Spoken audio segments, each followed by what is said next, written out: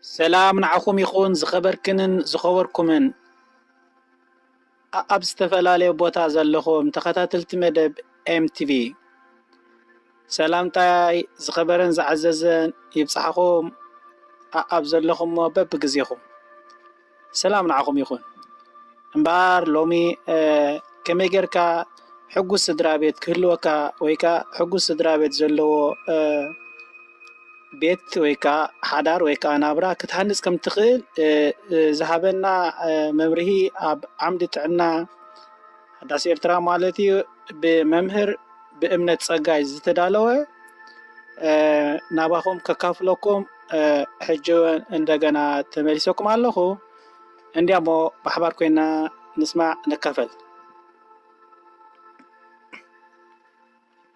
حقو السدرابيت كهلونا سمعسك عركي دحري 10 عامت إنا نراخب زلنا مس بعلت بيتكا زنبركم فقري كل جزي بعدنا غوتي زذكرو اتموق حداركم كم قدمو دو الله و كم زتبلو زلخا عبت فلما حدار زمسرت كله جزي سبيتي بمسعام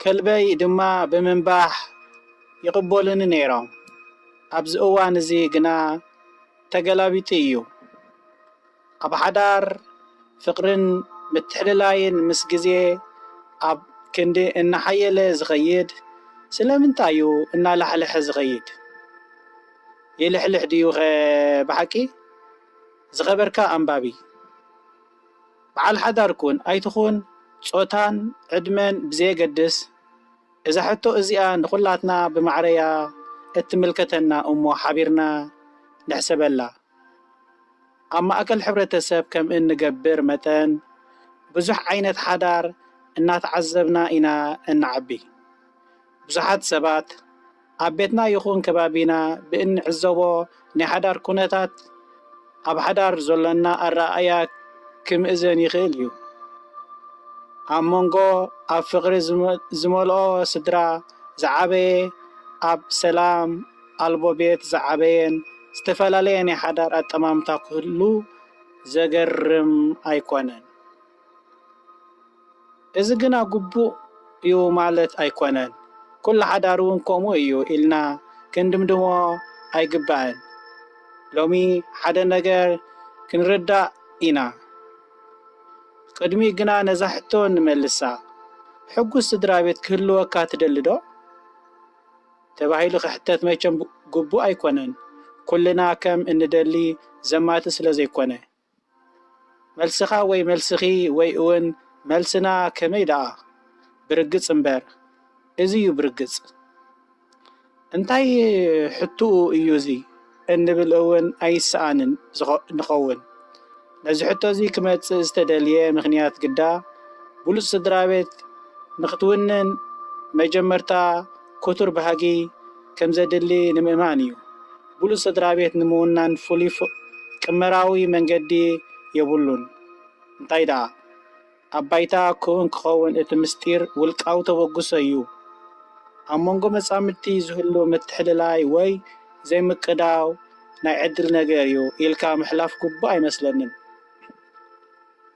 سلام أو حدار نايتوم نحدارهم زوفويو مسامت عسبيو بانصارو زيرقو حدار أمسايا شللتنت ناي زي موفاي مسامتيو نايز مخنيات بزح رقحيتات كخون يخيليو قالي أبنت نمتكاس انبار مسامتي أب ممرات وساننا قنعدو نيرو ولا قوام مريشاتاتنا كم ملكعن سفلالة انتخوني النوصدو معير ويكا ميزان قنع كخون يقبو إزي ميزان دقاو ملكع قطباوي ربحا قزياو خونة سمعيتاوي حنينيتا وزتي كالي والقاو علاماها نمعوات انت خوينو عبيد انكنا يزي قصون حداريو حدار كالي درجة هيوات مخانو أمينا تقبلنا يدو كندسب أخيلكا إخا أمو لومس با يأخلك حدار قبر نزبها للو قزي معاسيو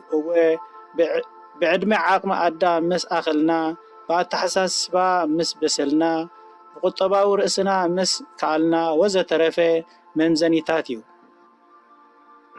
ስለዚ ድሕሪ መርዓ ማለት ሓዳር ምስ መስረትና እቲ ናይ ንእስነት ኣተሓሳስባናን ባህርያትናን ንድሕሪት ገዲፍና ሓላፍነት ንምስካም መሰናኽል ህይወት ንምስዓር ድልውነት ከነረጋግፅ ግዴታና እዩ። እዚ ክንገብር እንተዘይክኢልና ሓዳር ጌርና ከነብቅዕ ካብ ንእስነት ዓበድበድ እንተዘይ ወፂና ሰላማዊ ሓዳር ክንመርሕ ሕልሚ እዩ። ምእንቲ ነብስና ምንባር ገዲፍና ምእንቲ መጻምድትና ደቅናን ዶ ንነብር ኣሎና? ሰብኣይ ምእንቲ ሰበይቲ ሰበይቲ ድማ ምእንቲ ሰብኣይ ምስ እንነብር ኣብ መንጎኦም ምትሕልላይ ፍቕርን ይነግስ እሞ ምዉቕ ሓዳር ይህልወና። ወለዲ ብፍቕሪ ተጠሚርና ኣብ ቤትና ንደቅና ልክዕ ከም ባህ ዘብል ሸኻ ብሰላም ቅሬታ ክንከቦም ይግባአና። ዋላ እውን ነገር ሓዳር ኮይኑ ኣብ መንጎና ዘይምርዳእ ምስ ዝኽሰት ብዝተኻእለና ካብኦም ንኽኸወል ሓዳር ጌርና ከነብቅዕ ብዛዕባ ስምዒትና ጥራይ እንሓስብ ፈተውቲ ነብስና እንተኮይና ሓድነት ዘይብሉ ዘይርጉእ ቤት ኢና ክንውንን። ግዜናን ገንዘብናን ኩሉ እንትናናን ብምልኣት ንስድራ ቤት እንተዘይወፊና ሕጉስ ሓዳር ሽታ ማይ ክኾነና እዩ። እቲ ምኽንያታት ብዙሕ ክኸውን ይኽእል እዩ። ብሓፈሻ ግን ሕጉስ ሓዳር ብባህጊ ዝርከብ ኣይኮነን። ከምኡውን ብወገን ደቂ ኣንስትዮ መጻምደይ ድላየይ ዘይገበረለይ ስምዒተይ ዘይተረድኣለይ ፍቕሪ ዘይገለጸለይ ወዘተ ምባል፣ ብወገን ደቂ ተባዕትዮ ድማ መጻምድተይ ዘይኽበረትኒ ዘይተኣዘዘትኒ ከምቲ ዝደልዮ ዘይኮነትለይ ወዘተ ምባል መሰረት ሕጉስ ሓዳር ክኸውን ኣይክእልን። ጥራይ ዘይኮነ መፍትሒ ወይ መህድኢ ጸገማት እውን ክኸውን ኣይክእልን እዩ። ብምጽብጻብን ምክሳስን ዝመጽእ ለውጢ የሎን። እንታይ ዳ እቲ እንብህጎ ኣቐዲምካ ንስኻ ትልግስ ኣምሳያ ልግስኻ ካ ተሓፍስ። ሓንቲ ባህ ዝበለትኒ ኣባህላ ከካፍል። ኣንታ ሰብኣይ ጽባቐ በዓልቲ ቤትካ ንምርዳእ ንኻልኦት ተወከስ። ኣንቲ ሰበይቲ ጽባቐ በዓል ቤትኪ ንምርዳእ ንኻልኦት ተወከሲ።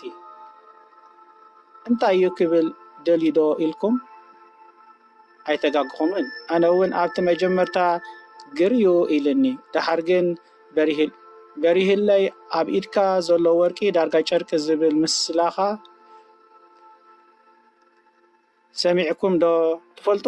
ብርግጽ ምስ ግዜ እቲ ቀደም ክትውንኖ ሕልሚ ዝመስለካ ዝነበረ ናትካ ምስ ኮነ ተራ ነገር እዩ ዝቕየር።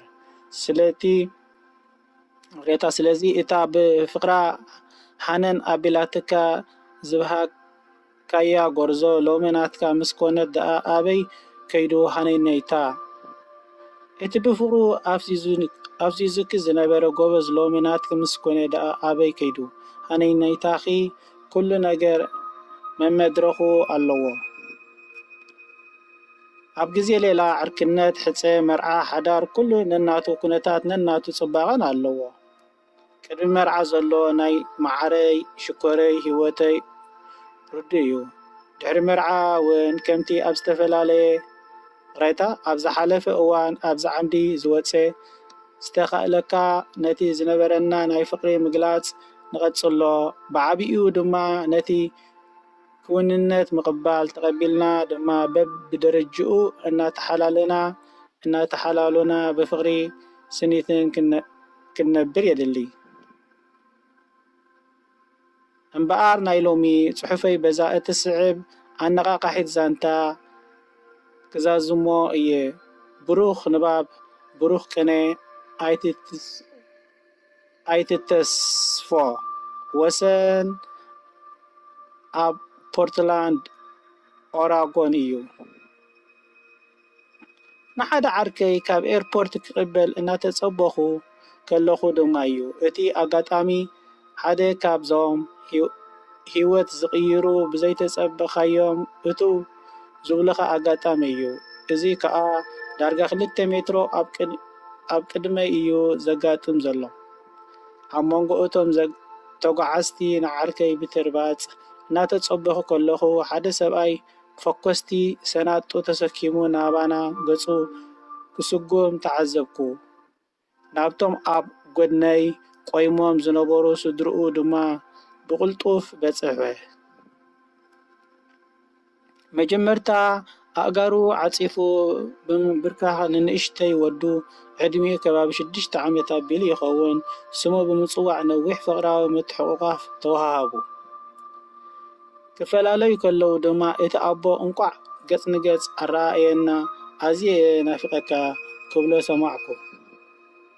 ወዱ ሕፍረት ብዝመስል ስምዒት ፍሽኽ እናበላ ዒንቱ ጥቕስ እናበለ ዋላ ኣነ ፓፓ መለሰ።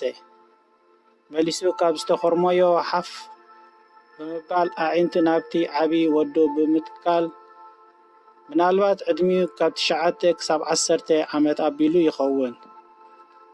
ገጽ ወዱ ባእዳዉ ብምድህሳስ ከመይ ዝበለ ንእሽተይ ሰብኣይ ደኣልካ ኮንካ ኣዝየ ዘፍቅረካ ዛኪ ወደይ ምስ በሎ ብዓሚቕ ፍቕሪ ኣትሪሮም ተሓቋቐፉ። እዚ ኩሉ እናኣጋጠመ ማማይ ጓሉ ሓደ ዓመት ፈረቓን ኣቢላ ትገብር ኣብ ኢድ ኣዲኡ ኮይና ብተምሳጥ ፍኒሕኒሕ ክትብል ተዓዚበያ። እንተ ንኣሽቱ ኣዒንታ ካብ መገሻ ዝምለስ ዝነበረ ኣቦኡ ኣይኣለየትን። ኣሰይ ዛጓለይ ቀስ ኣቢለ ካብ ኢድ በዓልቲ ቤቱ ተቐበላ። ኣብ ሙሉእ ገጻ ብቕልጡፍ ስዒሙ ኣብ መንኮቡ ገይሩ ክረርዋ ጀመረ። እታ ቆልዓ ተዛንያ ርእሳ ካብ መንኮብ ኣቦኣ ኣቐመጠቶ።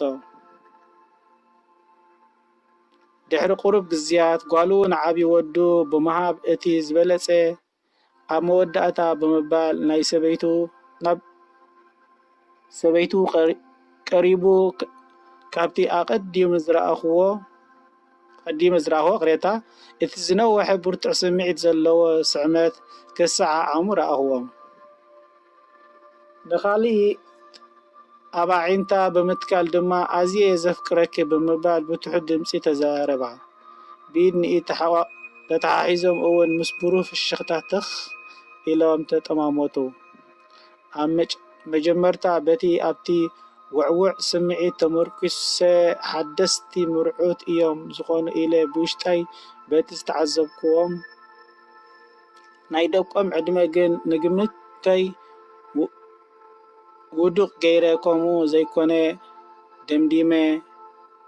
ካብ 1 ሜትሮ ኣብ ዘይነውሕ ርሕቐት ዝተዓዘብክዎ ዘሐጉስ ፍጻሜ ናይ ኩነታት ፍቕሪ ክዕዘብ ማዕረ ክንደይ ተመሲጠ ምንባረይ ኣዝዩ ገሪሙኒ ነበረ።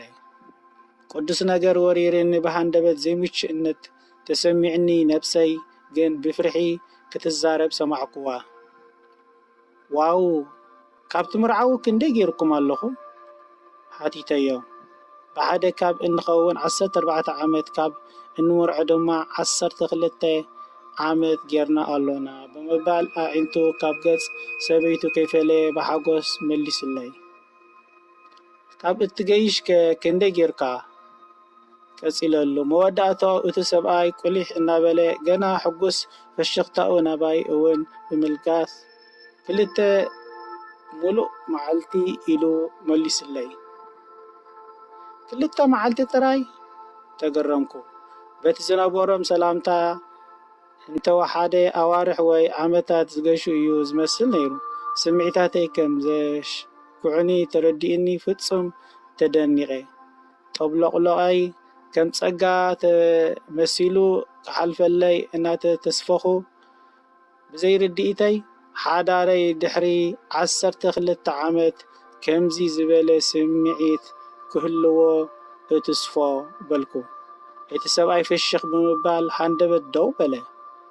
ትኽ ኢሉ ኣብ ኣዒንቱ ድሕሪ ምጥማት ከዓ ብመንፈሰይ ብዝቐብር ሓይሊ ኣይትተስፎ ዝዓርከይ ወስን ኢሉ ካልኣይ ፍሽኽታ ማሕ ኣቢልለይ ኢደይ ጨቢጡ ኣምላኽ ይሓግዝ ወሰኸኒ። ተፈጸመ ብመምህር በእምነት ጸጋይ። እዚ መስል ነይሩ እቲ ዝነበረ ከመይ ጌርካ ኣብ ሓደ ስድራ ቤት ሕጉስ ስድራ ቤት ክትሃንጽን ክህልወካን ምግባር ዝዓለመ ወይ ከዓ ዝመሃረ ጽሑፍ ነይሩ። ስለዚ ኣብ ዝቕጽል ግዜ ብተመሳሳሊ ብከምዚ ዓይነት ኣጋጣሚታት መታን ክንራኸብ ጽቡቕ እዩ። ንዝኾነ ነገር ሸር ሳብስክራይብ ወይ ከዓ ላይክ ኣይትረስዑ ኢኹም። ኣብ መጨረሽታ ንዝገበርኩምልና ብናይ ጽሞናዊ ሰማምዓ ምስማዕ ኣዚና ነመስግን የቐኒልና። እዚ ቻነል ኤምቲቪ እዩ። ቴንክ ዩ ባባይ።